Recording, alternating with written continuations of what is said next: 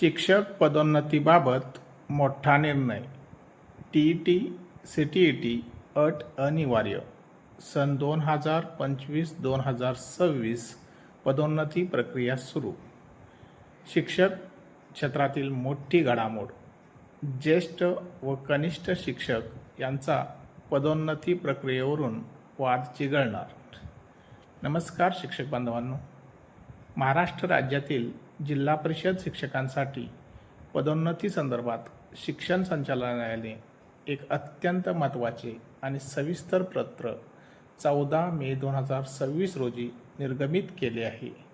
विस्ताराधिकारी, केंद्रप्रमुख, मुख्याध्यापक आणि पदवीधर शिक्षक अशा विविध पदांवरील पदोन्नतीची नेमकी प्रक्रिया आता कशी असेल याबद्दल अनेक संभ्रम होते. आजच्या या व्हिडिओमध्ये आपण या पत्रातील प्रत्येक मुद्द्याचे सविस्तर विश्लेषण करणार आहोत. न्यायालयीन संदर्भ आणि टी.ई.टीची अनिवार्यता. या पदोन्नती प्रक्रियेचा मुख्य आधार न्यायालयीन निर्णय आहेत. माननीय सर्वोच्च न्यायालयाने अंजुमन इशात-ए-तालीम प्रकरणात एक महत्त्वपूर्ण निकाल दिला होता. त्यानुसार शिक्षकांना पुढील पदावर पदोन्नती मिळवण्यासाठी शिक्षक पात्रता परीक्षा म्हणजेच टी.ई.टी. सी.टी.ई.टी. उत्तीर्ण असणे अनिवार्य आहे. औरंगाबाद, मुंबई आणि नागपूर खंडपीठाने देखील विविध याचिकांमध्ये हेच स्पष्ट केले आहे की केवळ ज्येष्ठता असून चालणार नाही, तर पदोन्नतीसाठी टी.ई.टी. पात्रताही आता अनिवार्य अट असेल. पदोन्नतीसाठी पात्रतेचा कट ऑफ तारखा. पदोन्नतीची गणना नेमकी कशी होणार? पत्रात स्पष्ट केल्यानुसार सध्या 2025-26 हे निवड सूची वर्ष सुरू आहे. ज्येष्ठता सूची पदोन्नतीसाठी 1 जानेवारी 2025 रोजीची अंतिम ज्येष्ठता सूची आधार मानली जाईल.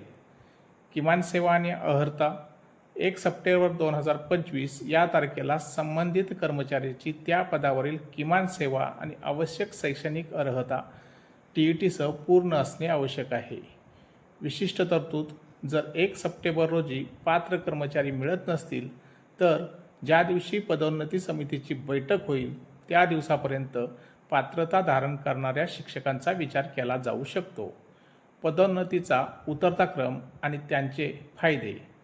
शिक्षण संचालनालयाने सर्व जिल्हा परिषदांना पदोन्नतीची कार्यवाही विशिष्ट क्रमाने करण्याच्या सूचना दिल्या आहेत. सर्वात आधी शिक्षण विस्तार अधिकारी पदाची पदोन्नती, त्यानंतर केंद्रप्रमुख, मग मुख्याध्यापक आणि शेवटी पदवीधर शिक्षक. या उतरत्या क्रमामुळे प्रत्येक स्तरावर पदे रिक्त होत जातील आणि जास्तीत जास्त शिक्षकांना पदोन्नतीचा लाभ घेता येईल. यामुळे कोणावरही अन्याय होणार नाही. नवीन पदभरती आणि पवित्र पोर्टल. या पदोन्नती प्रक्रियेचा थेट फायदा नवीन नोकरी शोधणाऱ्या उमेदवारांनाही होणार आहे. जशी पदोन्नतीची प्रक्रिया पूर्ण होईल तशी प्राथमिक शिक्षकांची खालची पदे रिक्त होतील. ही रिक्त झालेली सर्व पदे पवित्र पोर्टलमार्फत नवीन पदभरतीसाठी उपलब्ध करून दिली जाणार आहेत, जेणेकरून राज्यातील रिक्त पदांचा प्रश्न सुटेल. प्रशासकीय आदेश आणि अंमलबजावणी. काही जिल्ह्यांमध्ये पदोन्नतीबाबत अद्याप याचिका प्रलंबित आहेत. अशा ठिकाणी जिल्हा परिषदांच्या वकिलांमार्फत तातडीने शपथपत्रे दाखल करून प्रक्रिया पूर्ण करण्याचे आदेश देण्यात आले आहेत.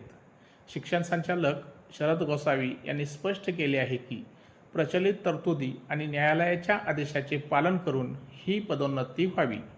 तर शिक्षक मित्रांनो, ही होती पदोन्नती प्रक्रियेची सविस्तर माहिती.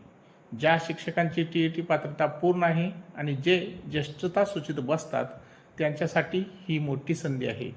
अधिक माहितीसाठी जिल्ह्याच्या प्राथमिक शिक्षणाधिकारी कार्यालयाशी संपर्क साधा. हा व्हिडिओ जास्तीत जास्त शिक्षक बांधवापर्यंत पोहोचवा. धन्यवाद. आपण जर चॅनलवर नवीन असाल तर चॅनलला सबस्क्राईब करा. व्हिडिओ आवडला असेल तर लाईक आणि शेअर करायला विसरू नका. धन्यवाद.